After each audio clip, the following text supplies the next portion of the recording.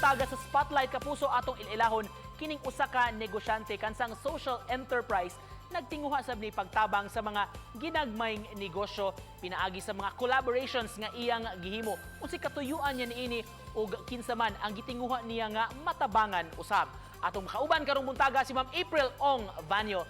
Good morning, Ma'am April. Welcome sa programa. Kumusta karong buntaga, Ma'am? Hi, Nico. Maayong buntag. Daghang salamat. Thank you for having me this morning. Pwede nimo nga ma-explain sa amo karon, Ma'am April, sa atong mga viewers unsa man kini imong social media platform nga anong gibuhat man nimo ug unsay impact ini sa atong komunidad? So, ang ato ang social enterprise kay naka-focus gid siya og giving back and making a positive impact sa atong community. So, akong gisulti ganina ang actual products na we include sa mga gifts kay puros from social enterprises pod or mga NGO livelihood programs. So kani siya, we are trying to connect them to the market. Nagsugod ko ani back in 2017 as a personal passion project. Dili gyud ni siya negosyo at first. I was fundraising for a local charity diri sa Cebu for mga street kids. Unsay nakapadani nimo, Ma'am, sa paggama, pagmugna niini? Yes. So sa una pa gyud, hilig na gyud ko mo palit og mga local products. And hilig po ko mo support og mga social advocacies and mga fundraising. Particularly kanang mga local products, kanang mo travel good ta, ganahan gyud ta mo try no sa local delicacies and mga snacks from different provinces. Ma'am April, unsay kalainan nining inyong platform sa uban?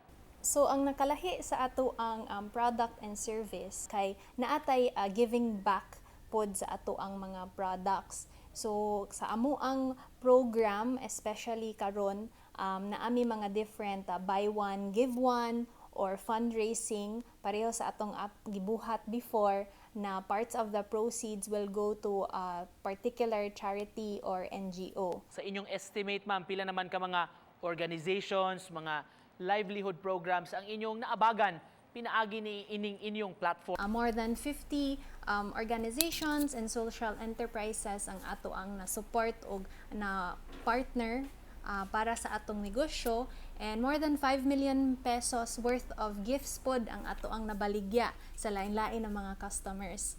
Sa business, admittedly, Ma'am, daghang kompetisyon ato mga locally produced nga mga gamit, mga materyales, mga produkto, labi na against ini mga international nga mga products. So saan yung pag-encourage, Ma'am April, sa atong mga tao nga musuporta niining sariling atin? Yes, you're right, Nico. Very competitive na karon ang market. Daghan na kaayo mga products from around the world, and there's a big challenge na makakompete pud ang mga Filipino products. Sa ako ang personal experience, the reason why na naganahan pug ko o na-inspire pug ko to find out and discover mga local products kay whenever I research where a product comes from or asa siya gihimo, asa siya nagikan, actually bisag dili Filipino made product, nindot kaayo na ang feeling sa pag raise og awareness and appreciation. So what you eat, what you buy, what you wear, when you find out makaibaw ka unsa ang iyang origin.